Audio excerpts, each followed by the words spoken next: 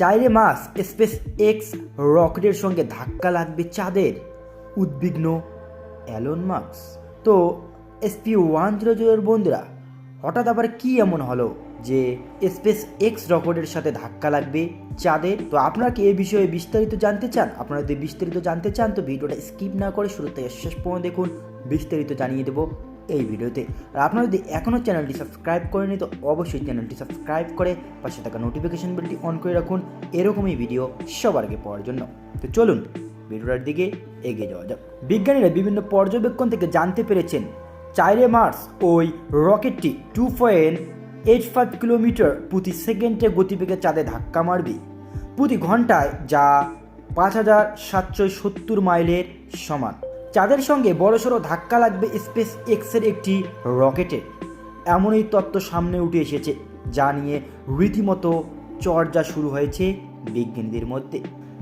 এবং সেই ধাক্কার ফলে সম্পূর্ণ ধ্বংস হতে পারে স্পেস এক্সের রকেটটি, নাম ফ্যালকন 9 রকেট। এলন মাস্কের সংস্থা স্পেস এক্স 2015 সালে ওই রকেটটি মহাকাশে পাঠিয়েছিলেন। ফ্লোরিডা থেকে সেটি উৎক্ষেপণ করা হয়। সেটি মূলত স্পেস ওয়েদার স্যাটেলাইট। দীর্ঘ 7 বছর যাত্রা করে বর্তমানে সেটি পৃথিবী থেকে 10 লক্ষ মাইল দূরে অবস্থান করেছে। 4 মার্চ 2022 সালের এই তারিখে ওই রকেটটির সঙ্গে চাঁদের সংঘর্ষ হবে। বিজ্ঞানীরা এখন পর্যন্ত আন্দাজ করেছেন ওই দিন সকাল 7:25 নাগাদ সংঘর্ষ হবে।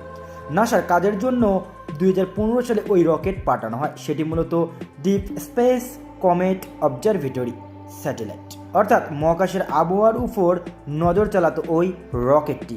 কি কাজ করতে পারে ওই রকেটটি?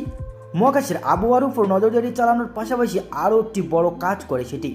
কোনো সৌরঝড় তৈরি হলে তা পৃথিবীতে আছড়ে পড়ার 1 ঘন্টা আগেই বুঝতে পারে ওই রকেট এবং সেটি অনুযায়ী বিভিন্ন সিগন্যাল পাঠাতে থাকে।